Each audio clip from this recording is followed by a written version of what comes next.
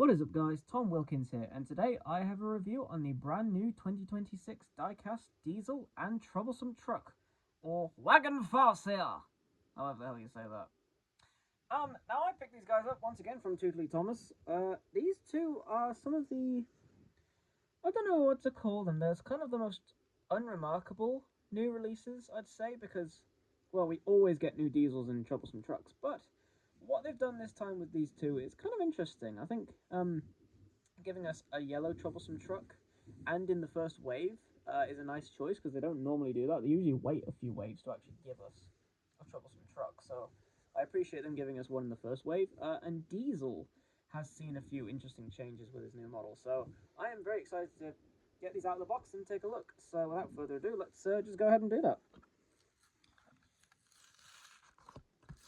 As always, you can find these guys at Smith's now. They have been popping up. I am looking to get doubles at some point, so I hope I can find them next time I go. But, like I said, these were bought on Tootley Thomas. And I don't know if they've restocked yet. I haven't checked the website, but I would hope so, because I think these guys, especially these two, are going to be some of the most popular in the whole first wave. So, anyway, I've got them out of the box, and let's take a look. So here we have Diesel and the Troublesome Truck, and out of the box first impressions, pretty interesting. Let's look at the Troublesome Truck first, because I think this is the one, again, with probably the least I have to say about it. First of all, the new face designs for the Troublesome Trucks in this range are very odd. They've got massive, like, chins, I guess you would say. Like, they've got very scrunched up faces with big noses and then big chins. Now, what I think the intention is that the Troublesome Trucks are going to be the main antagonists in this new series, because it used to be the Diesels, and then they kind of stopped making Diesels exclusively the villains or the antagonists in the show. And then in All Engines Go, there really weren't any antagonists. So I think in this new show, because Diesel seems to be just a main character again, they're probably going to make the Troublesome Trucks, and specifically Scruffy, the main antagonist, because we know we are getting a new diecast Scruffy, which is very exciting to get him again in the first time in about 30 years he's been relevant. That's pretty incredible.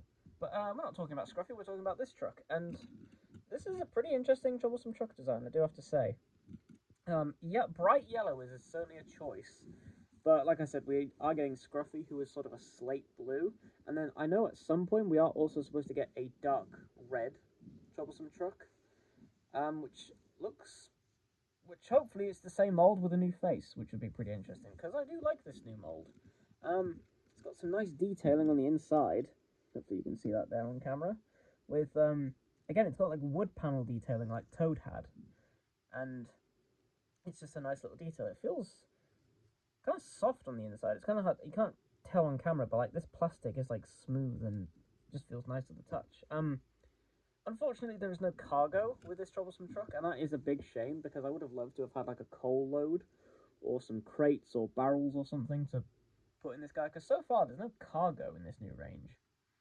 Although I'm sure if you're a Thomas collector like me, you've probably got lots of cargo pieces, so that's not the end of the world.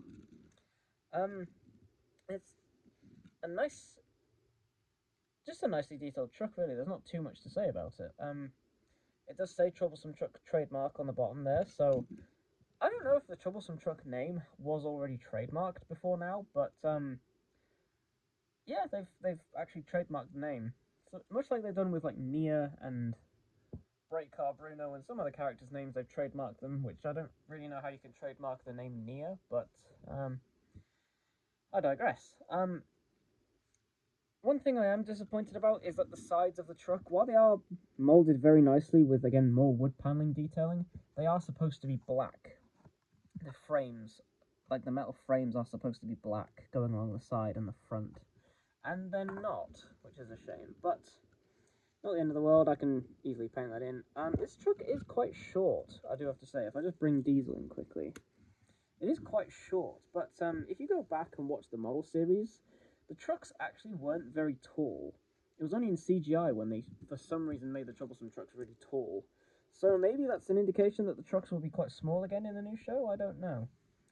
But yeah, there's not much to say, really. I'm just very happy to see Troublesome Trucks back in the show, and very happy to see one in the first wave, because that means that they're prioritizing rolling stock. I mean, we are supposed to get a troublesome tanker at some point, which is very interesting, because we haven't had a new tanker in Diecast since, what, the pull and zoom Salty in 2013, which had like an aquarium tanker. It was all plastic. I think that was the only tanker Mattel ever made after 2012 in Diecast, because they've been making a few in Trackmaster and Motorized, but not in Diecast, so I'm very excited to see what that looks like. So hopefully we get some more rolling stock in this range and we can beef this collection up, because right now, it's a troublesome truck, you know, there's never really been a bad one, but this is a pretty good one, so I hope they start beefing this collection up.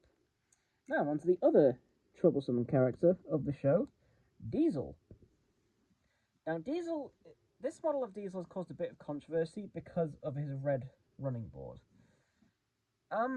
I do have to say, on his CGI promo, it does show him having a red running board. You can kind of see it there.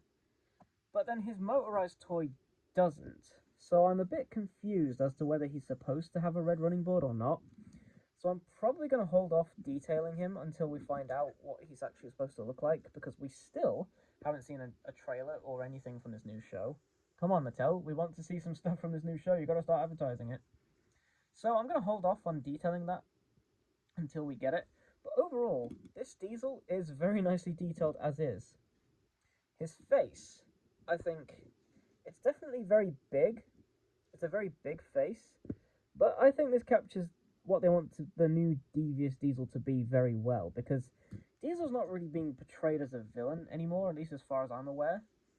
They're more portraying him as being, like, cocky and kind of a know-it-all, and maybe still devious, but not like outright antagonistic. Because this face doesn't really scream antagonistic to me. This screams, I think I know better than everyone else, to me. And it's a good face, I must say. He does have purple eyes again, which is something they started doing with All Engines Go. And I think in CGI that just looks a bit weird. But from a distance, you can't actually see the eye color. In fact, can you even see it on camera? Yeah, you can just about see the eye color there. So it's not overbearing like it is with some characters, like Gordon. His eye color is very overbearing, but not so much with Diesel. He's got very big buffers, which I've just noticed. They are very large buffers, and not all the engines in this range have large buffers. He does also have a lip on top of his buffer beam, much like Oliver does, which I will just try and point out there. There you go. He does have a lip there, which I'm very happy they're adding more detailing to the foot plates and the buffer beams. Same on the back. He has no rear lamp, which is not a massive shame. No rear windows either, which... Correct me if I'm wrong, but Diesel should have rear windows, I think. And he doesn't, for some reason. I mean, I could be completely wrong about that, so feel free to correct me, but... Yeah. An interesting thing they've done with this Diesel is, if I can kind of get the seam line there, you can see that this metal part, this body part is metal, but then the top of his roof is plastic. And I don't really understand why. They've obviously just done that to cut costs. Because there's no reason, really, that the top of his cab should be made of plastic. There's nothing going on there, as far as I can work out, that needs to be plastic. Like, it's not two pieces holding one bit in, and they use that to separate, like, the materials used. It's just the roof is now made of plastic. But it's not a massive complaint. It just means that this Diesel does feel very lightweight.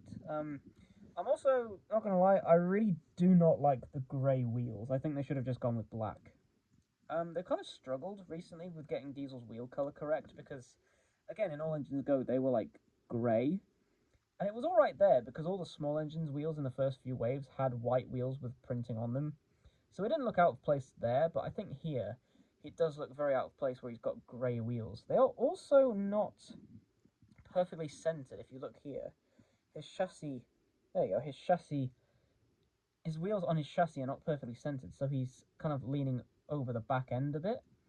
I don't know how accurate that is to his prototype, but it's an interesting choice, because they've definitely done that intentionally, because I think this Diesel, while it does look good, feels a bit blocky to me. It feels a bit square. short, stumpy, and square. I think if he was kind of shaped a bit more like Toby was, where he was a little bit thinner and a little bit longer, I wouldn't have the problem. But he definitely in hand, he just feels like a big square. I don't think Diesel necessarily looks good like that. But overall, this Diesel does look pretty good, in my opinion. It's just not my favourite. I think the 2013 Diesel from Taken Place still clears. I think that is still the best diecast Diesel we've ever got. But this is a pretty good one, all things considered. Just, if the running board is supposed to be red in the show, then that's a choice I'm not a massive fan of. But if it is, then it is. If it's not, then, well, should have painted it black, and then, well, they did what they did, and that's what it is. So anyway, let's get these guys coupled together. That didn't work. There we go. Just couple these guys together. And yeah, they look pretty good together. So, as always, if you see these guys in the shop, I would definitely recommend picking them up. Not much else to say, really. It's just a Diesel and a Troublesome Truck. We've all got a Diesel and a Troublesome Truck in our collection, so hey, why not add one more? So thank you very much for watching, and I'll see you guys in the next review. We are coming up on the very end of the first wave reviews. We've only got, I think, 3 more to go now. We've got James, Henry, and Thomas and Annie when I eventually get them. So yeah, I'll see you guys in the next review. Thank you very much for watching.